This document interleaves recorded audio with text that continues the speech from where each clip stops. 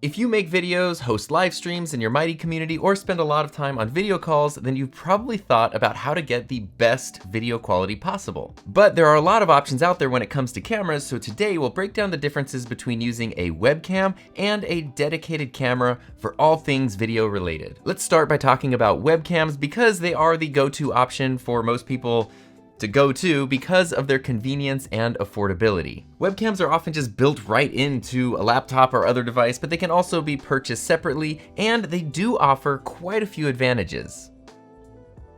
Now, one of the biggest advantages to using a webcam is accessibility. Many devices come with a webcam built right in. This is just me on my MacBook's webcam with my MacBook's microphone. There's no additional gear, no additional anything to set up to get up and running recording audio and video. And to take that even further, Apple even recently made it possible to use your iPhone as a webcam. And so now you're looking at me using my phone as a webcam, which is a great way to get improved quality over most of the built-in cameras on laptops and things, and you're just listening to the microphone from my laptop, and this is super easy. I like this kind of setup because most of us have a phone, but it's also a great setup for older phones. So if you have, in this case, an old iPhone sitting in a drawer somewhere, this is a great way to breathe some new life into it while also upgrading your video setup. Moving on from using phones or built-in webcams, one of the biggest benefits of using a separate, dedicated webcam is that they are pretty budget-friendly, which makes them a great option for anyone who doesn't really want to spend a lot of money, or maybe you're just a beginner and you don't want to dive into the complex world of dedicated cameras just yet. You do get what you pay for when it comes to webcams though, so the least expensive webcam you can find will probably have pretty lousy image quality. So whatever you saved in money, you'll end up paying for in frustration. Now, just based on my personal experience, I think it's usually around $150 that you'll start getting a webcam that looks and sounds pretty decent. Right now I'm using the Insta360 Link, which is my personal favorite webcam because it does a lot of really cool stuff. This is a $300 webcam, but the extra price you're kind of paying for some fancy features. For example, what I can do is hold up my hand like this, and then the camera will see me, and now the camera will start following me around, which is pretty cool. Even if I get up and go back here, the camera will pan, tilt, zoom. It's pretty nifty, and I can just do that with a gesture, and if I want it to stop, I can just hold up my hand again, and now it won't follow me anymore. So the image quality is great. It's a nice 4K webcam, but that kind of functionality, especially if you're somebody who does a lot of online classes or workshops or things where you need to move and you don't want to think about the camera, that kind of PTZ, pan, tilt, zoom functionality is incredibly useful. Now, all that being said, while quality does tend to correlate with price, I wouldn't recommend spending any more than $300 on a webcam. There are some higher end models out there that promise amazing image quality, mirrorless camera or DSLR type image quality, but the truth is, no webcam is capable of competing or exceeding the quality of a dedicated camera like this because it's honestly just not physically possible. So once you go beyond $300 with webcams, at that point it usually makes more sense to just make the leap to a dedicated camera, which is something we'll talk about in just a little bit.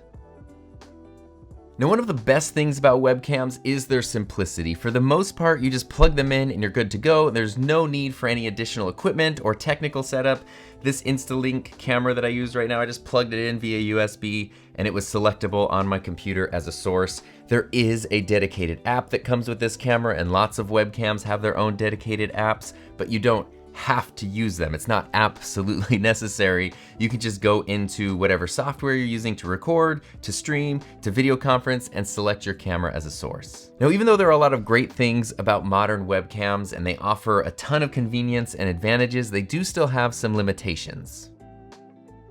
As I alluded to a little bit ago, it is important to be realistic when it comes to webcams and the quality they can provide. Webcams are designed for video conferencing and casual use, and they usually have lower resolution, lower bit rates, lower quality lenses, and smaller sensors that can struggle in low light conditions. So even though something like a 4K webcam can deliver really nice image quality, this is 4K video, but this is also 4K video, and it's pretty clear that even though these are both 4K, there's a pretty big difference in the actual end result when it comes to image quality between the dedicated camera and the webcam. Webcams also usually have limited manual control over more advanced settings like aperture, shutter speed, ISO, which can hinder your creativity and image quality in some scenarios. And even with webcams that do offer manual control, it's not always easy and smooth to make those adjustments on the fly, since you typically have to dig into menu settings within an app rather than just using physical controls built right onto a camera body. Another thing to be aware of is that webcams typically have a fixed field of view, which can be limiting if you need to change to either a wider or a more narrow, tight shot. The lens that comes with your webcam is the lens that you're pretty much stuck with forever. And even though some webcams do offer a zoom function, it's usually a digital zoom. It's not a lens that will optically zoom and physically move something. It's usually a digital zoom, which means that the image quality is going to deteriorate pretty quickly as it digitally zooms in on the scene. So with all that in mind, let's move on now to talking about dedicated cameras. These are purpose-built for photography and videography, providing a wide range of options for all kinds of creative control over your image quality. With its larger sensor and higher quality lens, a dedicated camera is just going to excel at capturing sharp, detailed image, even in the same environment where it's the same high quality studio lighting like this scene right here. The dedicated camera just looks so much better than the webcam. And part of the reason for that, as I've mentioned before, is the interchangeable lens that dedicated cameras have. This is one of the biggest advantages, the ability to swap out lenses, because it gives you so much more versatility in composition, depth of field, and just all kinds of other fun stuff. When you buy a dedicated camera, it usually comes with kind of a basic lens, sometimes called a kit lens. And even though that is usually one of the lower quality lenses that a manufacturer will include in their lineup, it's still way superior to the tiny built-in, sometimes plastic lens that a lot of webcams will have. So even that kit lens is going to give you a huge boost in image quality. And then as time goes on, you can get a more specialized lens for your specific needs, which is just going to level things up exponentially. And the reason for that is because since you can swap lenses, it means you can find the right lens for your space, your purpose, and your style. Like right now, I'm using a 24mm prime lens, which gives me this wide field of view because I like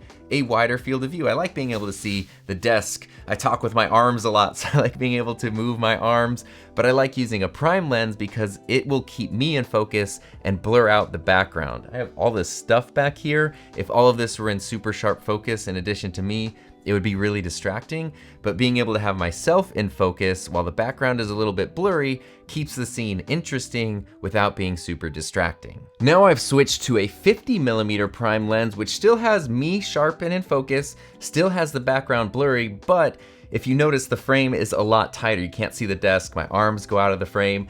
This isn't better or worse, it's just a totally different style. So this is the kind of versatility that having interchangeable lenses offers you. And the background also looks a little bit closer to me. If I go back to my 24mm lens, you can kind of sense that there's distance between me and the background. Whereas over here on the 50mm lens, it's almost like there's more compression and the background seems closer to me. Again, it's not good, bad, right, or wrong. It's just a different style, and it's a lot of versatility that a little tiny webcam just isn't made to offer. And the same is true if I do what I mentioned just a moment ago and switch to a super wide lens, where now it's almost like a GoPro. You can see so much of the room, but everything is in focus. And it looks kind of neat, but it could also be overwhelming in my specific situation. It's very different than having me sharp, background blurry. Having the whole scene in focus is just a very different feel. But again, it's all about having the option to have that level of versatility for your specific needs and your specific setup. Dedicated cameras also give you full control over settings like ISO, aperture, shutter speed, which allow you to fine-tune your shots for pretty much any situation in pretty much any environment. And you don't necessarily need to know about those things to use a dedicated camera, but the option to learn more about advanced settings is always there if you decide that you do want to level things up as time goes on. And even if you do choose to put your camera on full auto mode, you're still going to get better image quality right off the bat than a dedicated webcam, since you are using higher quality components all around. The camera itself and all the processing inside of it, the sensor inside the camera that actually captures the image, and the lens that captures the light and directs it towards the sensor. All of those things are just of a much higher quality. But just like with webcams, even though dedicated cameras are great and they offer a lot of advantages, there are definitely some limitations. So even though it might sound like I'm favoring them pretty heavily, they are not always the best choice for everyone.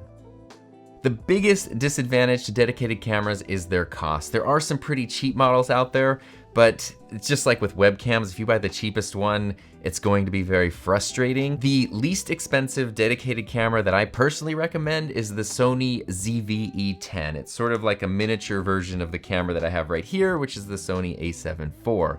But I like the ZV-E10 because of its image quality, its reliability, and its versatility. And even though it's an entry-level camera, the setup with the camera and a basic kit lens still costs about $800. So from there, higher end cameras and high end lenses can reach almost unlimited price points. Like you could just drain your whole bank account very easily. And I do think though, that it is totally worth that investment if your work or your business relies on projecting the best image quality possible, but it's definitely not something that's in everyone's budget or that everyone really needs. If all you need is for people to be able to see and hear you clearly, a webcam is probably more than enough. Using a dedicated camera also usually means that you're going to be adding quite a bit of complexity to your setup, not only with the camera itself, but you'll probably then will need a capture card to run the signal from the camera into your computer, and then on top of that, you typically need to find an external power solution so that the camera can be run for an extended period of time without worrying about the battery running out. It's not incredibly difficult, but it's a little bit complicated and a little bit costly, and just one more layer of complexity that gets added into your setup. Now, some cameras like this one right here, the Sony a7 IV, are able to be used as webcams via USB, which means I don't need a capture card or anything. I just plug the camera in via USB and it shows up on my computer. But the downside to that is that they are usually limited then in terms of resolution and frame rates. So it's important to know the features of your specific camera and whether or not you'll need a capture card for the best results. If I want actual 4K streaming from this camera, I have to use a capture card, which means I run an HDMI cable from the camera into a little capture card that goes into my computer, and then the camera signal gets brought into my computer in full resolution. If I connect it via USB as a webcam, I'm limited to 1080 and not 4K. Even with some pretty advanced automatic modes, you do need to have at least a basic understanding of camera functions and settings when using a dedicated camera. So if you're a person like me who likes cameras, that can actually be really fun to learn about. You might enjoy it a lot. But if you're a person who's just looking for a plug and play setup and you just want to set it and forget it, then you might find yourself feeling really frustrated when trying to incorporate a dedicated camera into your setup. So I can't emphasize enough that there is no right or wrong. The type of camera you choose just depends on your specific needs, preferences, and budget. If you're just starting out and or you have a limited budget, a webcam is probably the best option. Just remember, I wouldn't recommend spending more than $300 on a webcam. And for anyone aiming at professional quality content or pursuing, videography as a career, then a dedicated camera is definitely the way to go. There's an old saying that goes, buy once, cry once, and that definitely applies to camera-related purchases. It's a lesson I've had to learn myself many times over the years. And finally, it's important just to consider overall whether you value convenience or you desire more control over your videos, because that's going to help you find what's best for you. So I hope this was helpful. Be sure to subscribe if you want to learn more about creating with Mighty, and check out this video next for more tips on leveling up the quality of your audio and video.